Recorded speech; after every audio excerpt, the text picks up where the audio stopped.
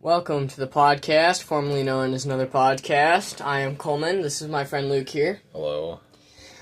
So today, this is going to be our second episode that we are starting up game type things. Yeah. So it is now an every episode thing. But before we start getting to the fun game stuff, we have some topics we're going to talk about first. And I guess we do. And why don't we start off with the one about the Force?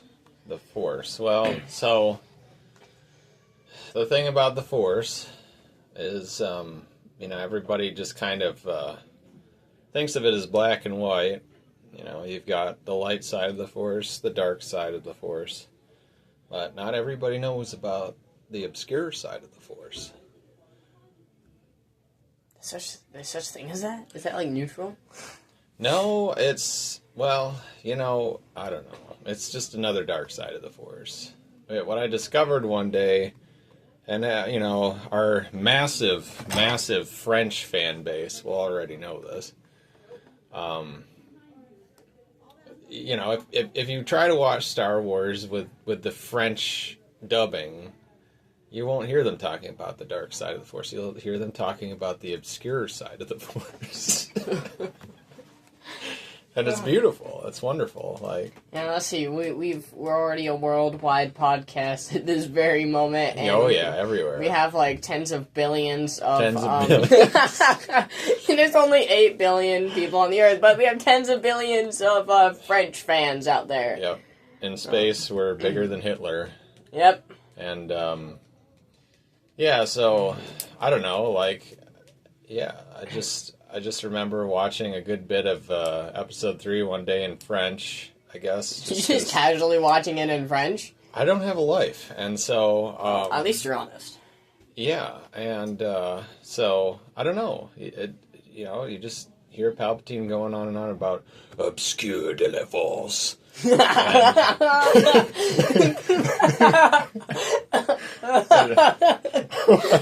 can't keep a straight face now. Well, thanks for finding that funny. I don't know.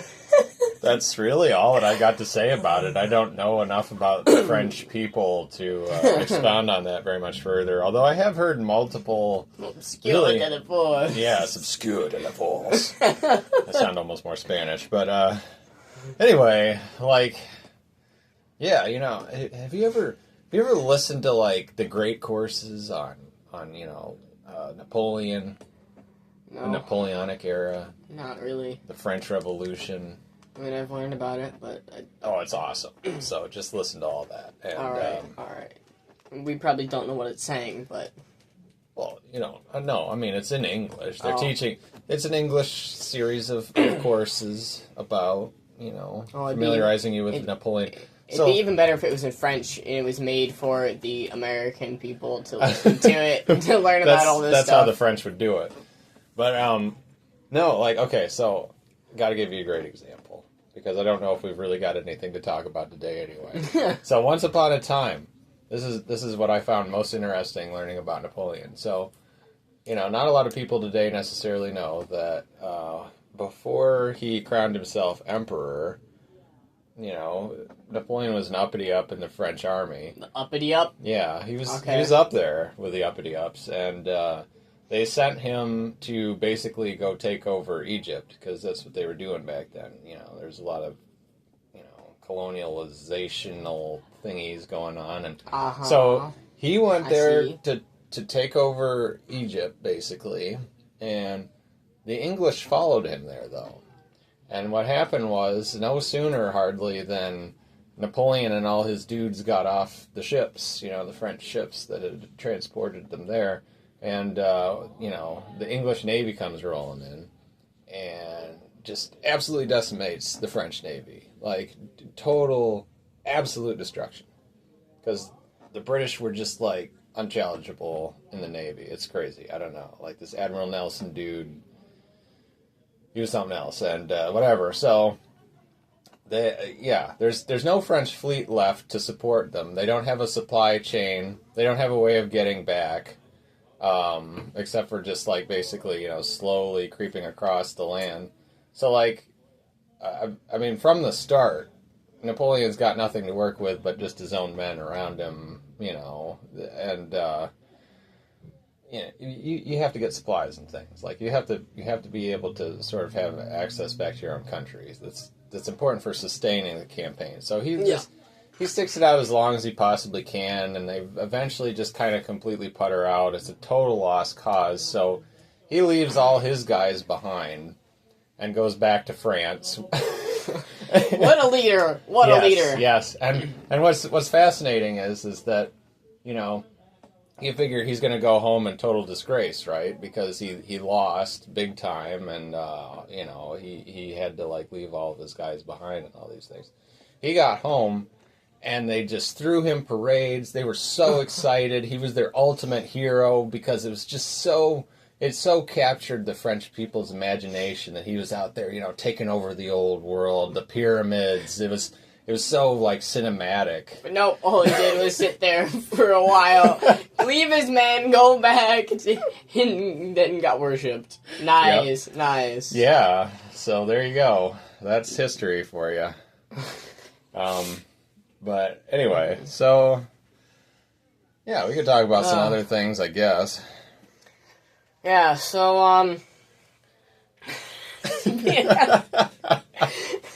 What? Speaking of,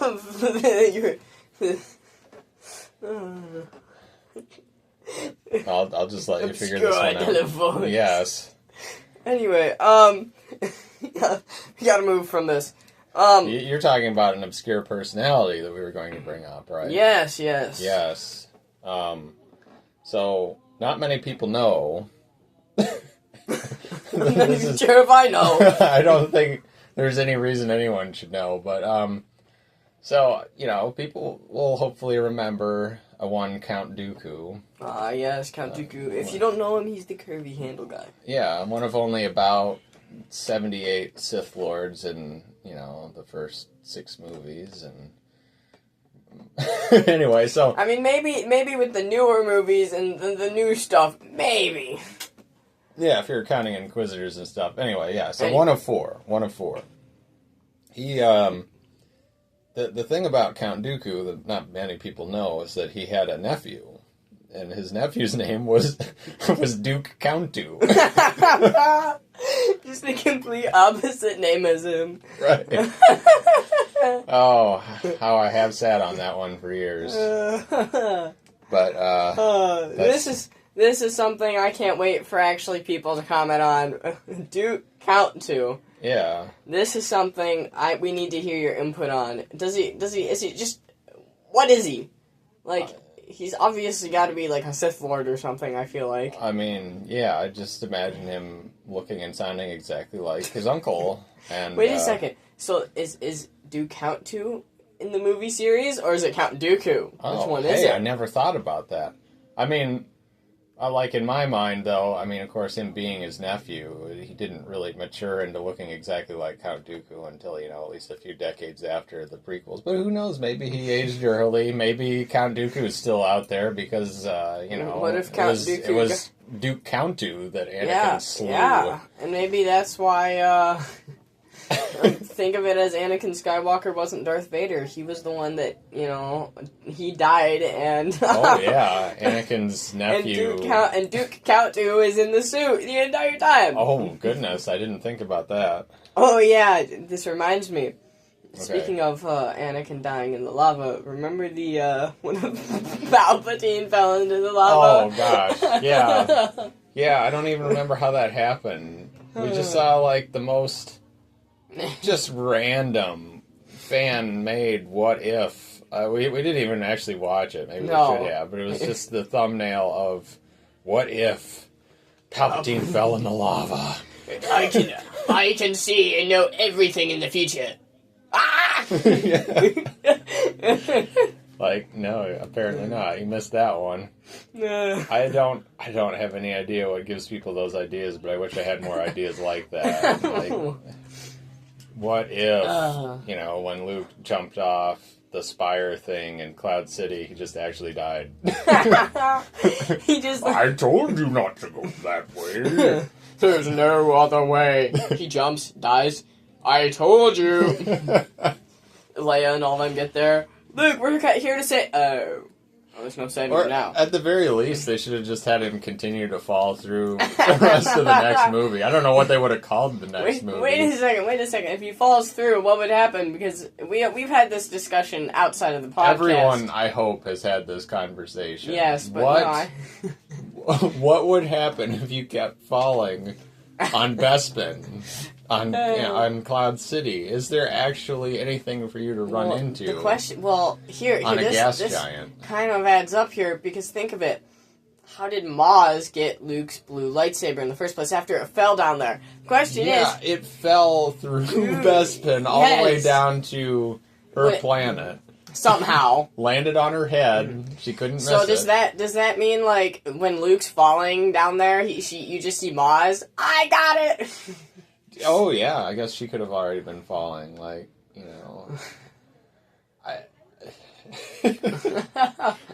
we should come up. Maybe this is something. Oh, that'd be such a huge waste of time. Come up with some kind of plausible story for how she got that lightsaber. Like, you're welcome, Disney. You're welcome. Disney will never make why she will never create something why she made it. No. So if you're out there, Disney, do not make it because we want the idea. We want the credit. It's us, yeah. We'll figure it out. We won't, though. Because nobody cares. Yeah, true. Ooh. So I've had my elbow on this unopened slice of cheese. And apparently it's been melting it because, it's just... It's globby cheese now. The things we talk about when we only have some boring topics. The things we can talk about. Well, I mean, this would be an interesting... Okay, so those of you at home with nothing better to do, try out taking a craft single and just, resting your elbow on it with the plastic still on and see what happens. If it does nothing, you're cold. Yeah. Very cold. Very cold or, impatient. You didn't wait long enough. Yeah, you didn't wait long enough. Anyway, well, we do have another topic that we got to get to. We kind of do we want to say that after the games here? No. All right, let's do the games after and then maybe talk about something else. But games is what we, ensure people listen to the end about, I guess. So, you had the topic of... jobs in different franchises. Yes. So, let's start off with Star Wars, and then go on to Harry Potter and Lord of the Rings. I didn't prepare answers for these questions, and if I did, I mostly forgot them. So, this is probably going to be a very one-sided conversation. But, so, I mean, as far as, a job in Star Wars, the only thing that I can remember right now thinking was that I should be a stormtrooper, because I just have the right kind of marksmanship skills for it. You always miss and you always run through doors and hit the doors. You can never see the doors, you just run right into them. Yeah, I mean, I don't know if that happens all the time, but... yeah. Well, for me, I've thought about what I could be, and I've thought of a Imperial tax collector. Okay. But solid choice. I'm not entirely sure if that's what I would like to be, honestly. That would be like... You would... You know what? You'd get to work with a protocol droid all the time, so that would I'd get annoyed and shoot him in the head with a blaster real quick. No, they're not all like C-3PO. Just like C-3PO, he won't shut up. No, you just... Put a restraining bolt on him. Yeah, sure, a restraining bolt. That might work. But, yeah... Always have Jawas to torture them. You go up to somebody's door and he's like... hello, I need your taxes right now. And they're just like, so you gotta have your... My protocol droid, what did he say? He said to leave and shut up. He said, do you take a cashier's check? Can we just have your money? That's all we need.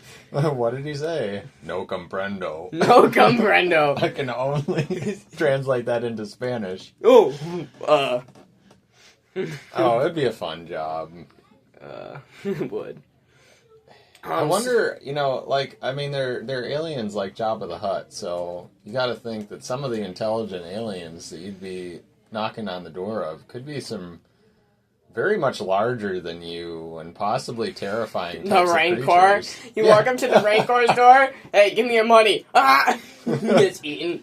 Yeah. Darth Vader, our one and only tax collector has gotten eaten. You there. You're the new one. That's how they do it in the Empire. Vader just points at the new guy and... I don't know. I just got hired as a stormtrooper. I'm sorry, Luke. Oh, not me. Not me. Oh, Go get the Rancor's money now. You know, that... We could get off on a whole tangent about that. Like, you've... when you were a bit younger... Let's. Oh, we're going back to my younger years, are we? Yes, I can't help it, because this has always stayed with me as, like, the funniest thing of all time. So, Coleman here made this, like, stick figure comic in which I appeared in a Star Wars scenario where I had this B-Wing, you see. Oh, I love B-Wings, and these 3 TIE fighters, is like 2 regular TIE fighters and a TIE Defender. They came around and shot my B-Wing down. Oh, yeah. And it's like 10 years later or something. Yeah, it was at least 3 years later. You rebuild it. I rebuilt it. And the same exact ships and pilots come by and blow it up. The very instant I get it repaired. It's just you put the last piece down, you're like, I built it, and they come right by and blow it right back up. Oh, that was just the absolute best. I mean, that's life in a nutshell, right there. We won't mention any Linkin Park songs, even though we did talk about that just now, too. But not in the podcast. No, we didn't. Anyway, what job would you have for Harry Potter? What job would I have for Harry Potter? I could see you as, like, you're the only non-goblin worker at Green Dot's bank. Sure. I just got in on affirmative action or something, and what? No, the first thing that pops to mind, fortunately something popped to mind, I would want to be a lumberjack. A lumberjack? Yeah, because you need wood for a lot of those wandy things, I think. I would just cut down the trees that they use to make wands and... You know, I just had an idea, because I would honestly like to be a wand maker. I would prefer to be a wand maker. Okay, well, I will just bring the logs I cut down to your house, and but it'll be well stocked. The thing is... I'll cut down like 10 logs a day, and you'll make like 1 wand every month. But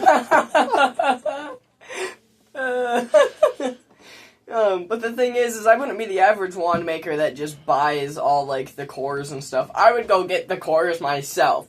Oh, so it'd be fun, like, I think. Oh, I need a phoenix feather. There's a phoenix. You just see me running after it 3 months later. I finally got 1 phoenix feather.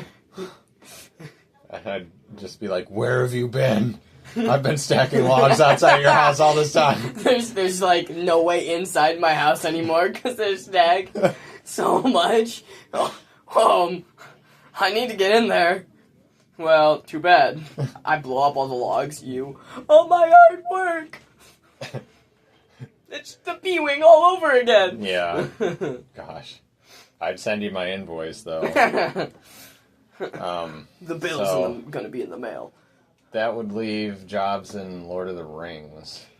Yeah, I did have an idea for that. You first, since you have nothing. All right. Honestly... No, I can go first if you want. Oh, no, I thought of something. The first thing that comes to mind would be, like, that very shifty, one-eyed, like, on one hand only has 4 fingers, bartender. Oh, okay. Like, the bartender that when you walk into the bar who looks very creepy, and you just, like... He's just the guy that's... Give me the money and I'll get you a drink. You know? Just very creepy. Yeah. Honestly, I would be that type of bartender. No teeth, basically. Yeah. They rot it all away from me drinking. Nobody ever comes in here. I had to drink my own drinks to restock them. It's the only thing that keeps this place going. I buy my own drinks. Okay, no, I had a good idea for this. So, if I lived in the Lord of the Rings setting, and unfortunately, of course, after they fix, everything, I'd be out of the job, but I would like to be, like, a jewelry tester. A jewelry tester? Yes, my entire job is just like I'm self-employed. I go door to door and be like, "Hey, do you have any mysterious jewelry that I could throw in a fire and see if it has some like secret text on it that means it's an evil weapon?" That would be my job. I don't know how I would get paid. Maybe it'd be like, "You have a magical item. Pay me." Or I could say, every now and again, I'd probably just have to be like, "Yeah, this is probably dangerous. I better go take it for additional testing," and then I just pawn it off, you know. Oh, I just figured out the best thing about the bartender, though. I'm not like a 6 foot tall bartender that's scary. No, I'm like a 3 foot, 2.5 foot tall bartender that looks that creepy. Oh, you're a so he has a bartender. Yeah, he has a very small desk. But the funny thing is all the tables and everything are normal sized, so he can't reach the tables. So he has the very small desk that he He's has like all the world's shortest hobbit. Yeah.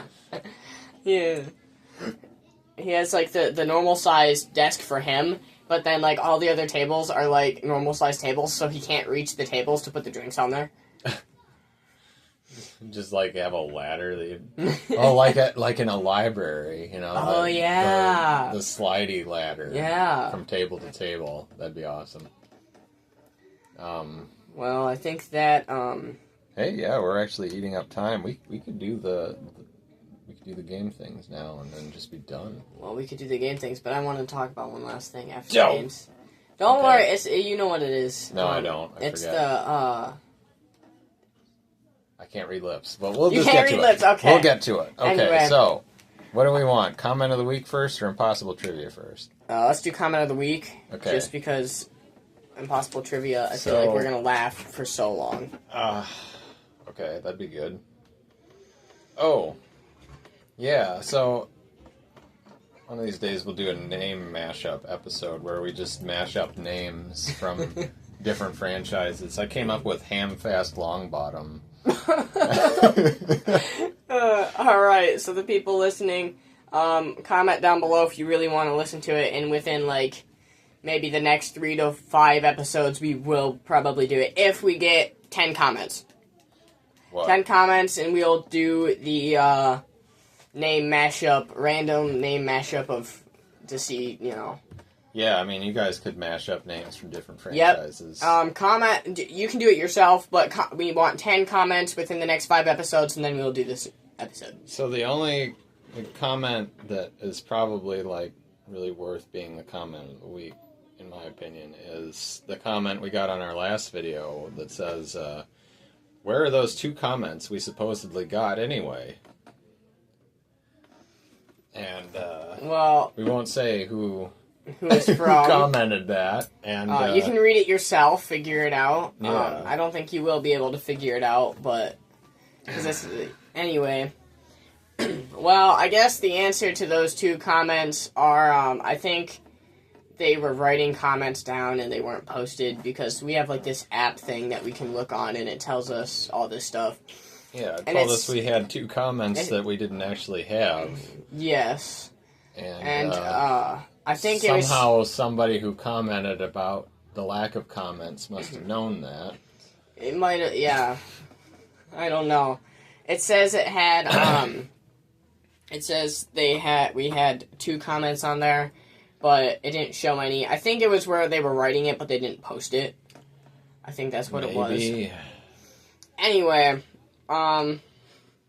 so yeah, that is our wonderful comment of the week. Please keep commenting, please, because we don't want to keep using the same comments over and over and over and over.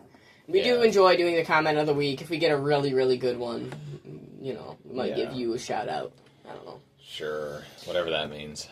But anyway, now it is, I guess, impossible trivia time. Impossible trivia time. I have my question all planned out, but I want you to go first to see. All right, so my question is, well, we all know, of course, that the rebels were using... Oh, we're getting into the rebels, the stuff I don't know about. Okay. What? We're getting into rebels. The Rebel Alliance, you know. I don't pay attention to much of, like, the Rebel Alliance stuff. I'm more of the Empire guy. Okay, anyway. Well, so this is going to be extra especially impossible. The Rebel Alliance was using the BTL A4 model of the Y-Wing, as we're all quite aware. But, if you're following the sequels, which, I'm not a very close study on a lot of the things, but I'm read up on the vehicles. You might remember that in, The Rise of Skywalker, there was a new model of Y-Wing. And so my question to you is, what was the make of that particular type of Y-Wing?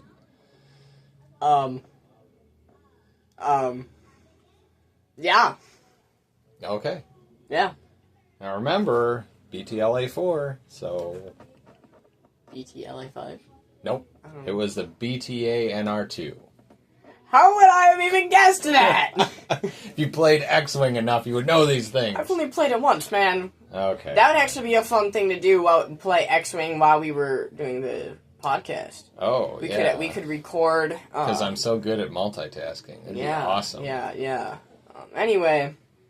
It was a great game. Went belly up because people decided that they would rather play games with little people on the table instead of little spaceships. And I'll always be bitter about that. It's a fun game. The only time I played, I kicked Luke's butt. I always lose, but I enjoy it. I don't know who every time anyway. Anyway, we do have my question for you. Okay. Why were Harry Potter's glasses round? Like, why were they the round lenses? I feel like I can answer this. They're round because eyeballs are round, so it only makes sense. You are nowhere close. Well, if they weren't round, then that little lightning bolt symbol with the two circles under it would not even apply to him. So. Well, yeah, but the only. Okay. Okay. I don't know. I give up. The reason they were actually round was because of J.K. Rowling actually did wear round glasses at one point. Oh. I think she still kind of does. I'm not sure if they're reading glasses or actual prescription glasses. But she did actually wear round glasses like that. And she wanted something to represent her in one of her characters. Oh. And so she chose the round glasses for Harry Potter. See, not that I would know anything about any of this, but I feel like when you're writing characters, particularly, of course, your main characters, you ought to be striving to give them all some component of yourself. Yeah. I think that helps make them more authentic. I don't know if I would necessarily just go with glasses shape. Well, I think she could have done other things, but that was something that it was interesting. I didn't know that. Yeah. I just thought they were round because eyeballs are round. I don't know. All the other people with square glasses, or octagon, their eyes are just...